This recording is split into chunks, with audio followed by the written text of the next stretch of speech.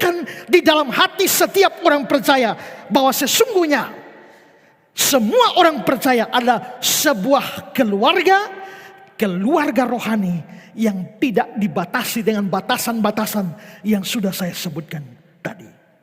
E. Edwards mengatakan begini, dalam doa kita menyapa Dia sebagai Bapa kami. Dalam doa kita mengarahkan pikiran kita kepada Dia yang ada di atas kita. Dalam doa kita mengaku bahwa kita adalah satu keluarga. Si Levi Smith, tak mungkin ada persekutuan dengan Bapa yang kudus tanpa persekutuan dengan orang-orang. Jiwa dari kedua hal ini berhubungan erat. Siapa yang ingin mengatakan Bapa, terlebih dahulu harus belajar mengatakan Bapa kami. Siapa yang menemukan Tuhan juga menemukan anak-anaknya. Siapa yang datang kepada Tuhan tidak hanya menemukan sorga, tetapi juga dunia. Siapa yang mempunyai Bapa itu juga mempunyai keluarganya. Orang-orang yang berdoa itu menemukan dua persekutuan, yang tegak lurus menuju Tuhan dan yang mendatar di atas dunia menuju manusia.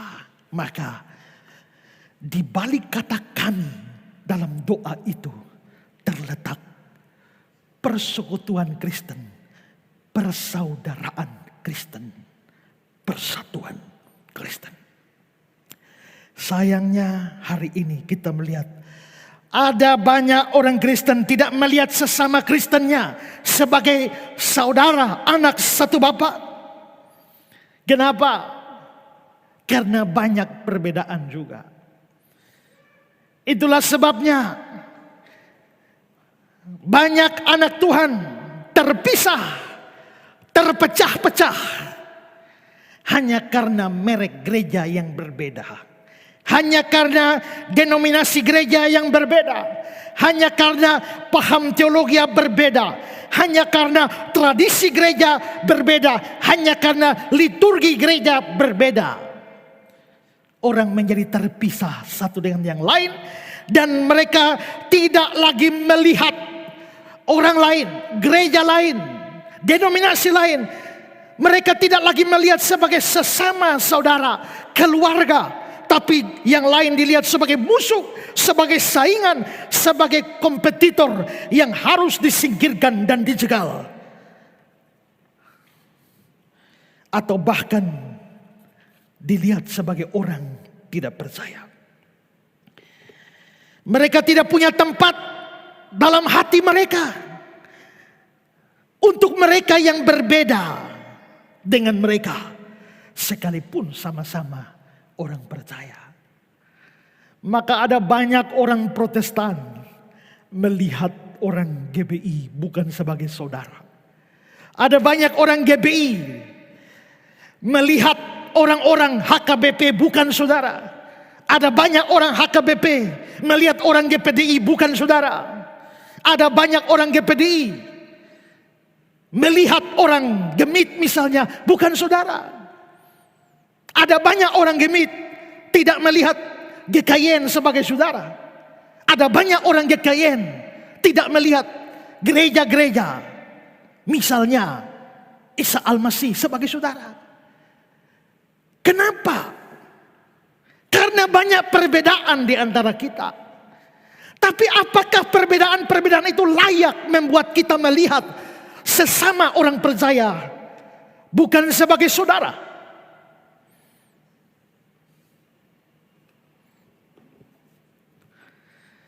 Dalam sebuah pelayanan ke Sumba, saya dan beberapa teman, kami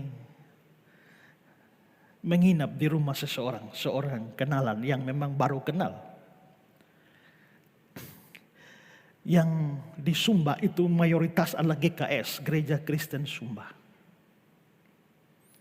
Gereja Kristen Sumba itu memang punya relasi yang bagus dengan di Kupang sini, Gereja Gemit, Gereja Masehi Injil di Timur. Sama-sama berada di lingkup PGI.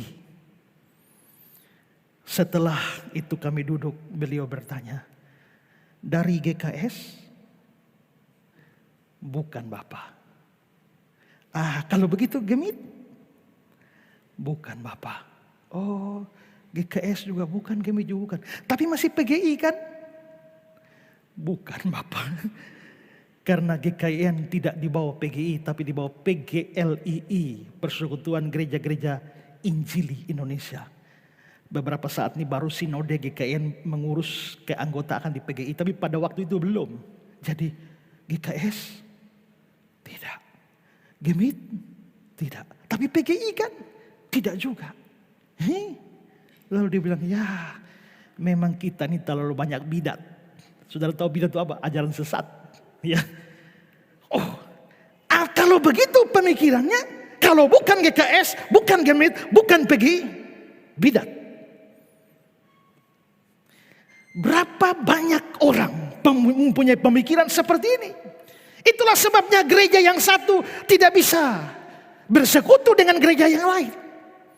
Hanya karena perbedaan-perbedaan, belum lagi perbedaan aliran teologi, perbedaan liturgi, maka terjadi hina menghina satu sama lain.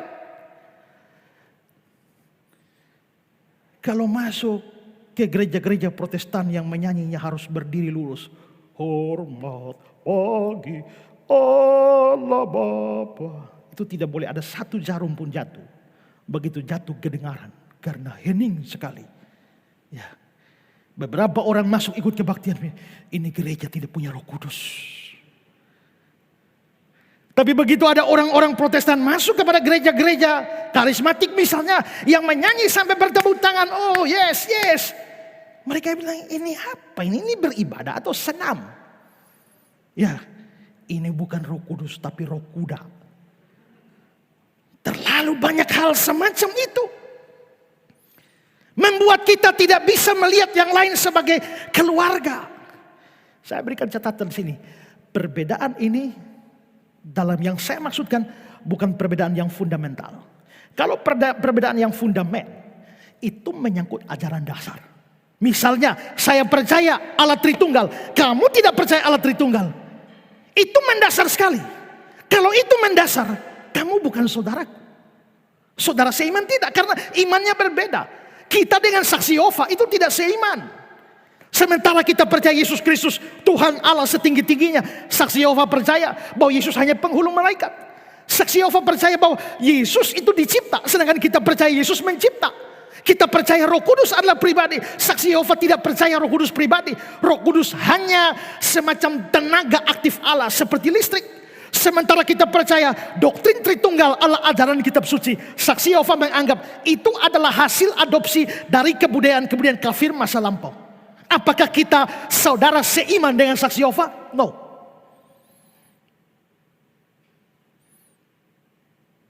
Kalau saya terima Alkitab sebagai firman Allah dan kamu tidak menerima itu, kita mempunyai iman yang berbeda. Kalau saya percaya Yesus Kristus satu-satunya jalan keselamatan, dan kamu percaya bahwa di dalam agama di dunia ini jalan apa saja, agama apa saja pasti bisa selamat, iman kita berbeda. Maka kau bukan saudaraku, aku bukan saudaramu. Tapi kalau aku percaya semua itu, yang dasar-dasar aku percaya, kau pun percaya, kita cuma beda liturgi, kita cuma beda pemahaman, penafsiran pada hal-hal yang tidak fundamen. Kita punya perbedaan dalam cara baptisan.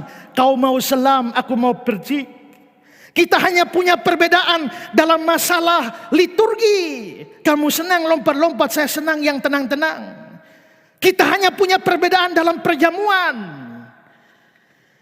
Apakah 3 kali, 4 kali? Kita hanya punya perbedaan dalam doktrin eskatologi. Apakah kamu percaya kerajaan 1000 tahun terjadi sebelum Yesus atau setelah Yesus? Atau bahkan sekarang ini kerajaan 1000 tahun. Seperti pandangan premil, amil, dan postmil.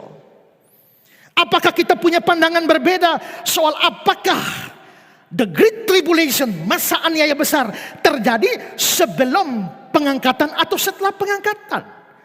Apakah ada rapture atau tidak? Jikalau perbedaannya hanya dalam doktrin-doktrin seperti itu, Tapi dia percaya Yesus. Dia percaya Yesus satu-satunya juru selamat. Dia percaya Alkitab firman Allah. Dia percaya Allah Tritunggal. Dia percaya selamat karena iman. Dalam doktrin dasar tidak ada perbedaan. Tidak peduli kamu punya paham teologi seperti apapun. Aku Calvinis, kamu Arminian. Kau saudaraku, aku saudaramu.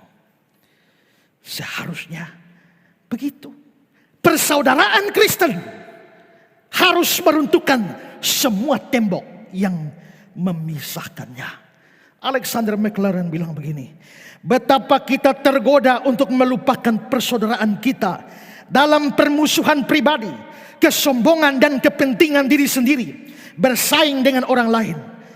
Perbedaan pendapat kita yang timbul dari perbedaan ras, pendidikan, pekerjaan, bangsa membuat kita terpisah. Perbedaan kekayaan dan posisi membuat kita asing terhadap yang lain. Perbedaan doktrin kita tentang kekristenan sering memisahkan dan membuat kita sakit hati. Tetapi apakah semua perbedaan ini tidak hancur ketika kita mengatakan Bapa kami? Wow, di balik dua kata ini, Bapa kami, bahkan satu kata, Bapa kami, ada kekayaan persaudaraan Kristen di dalamnya.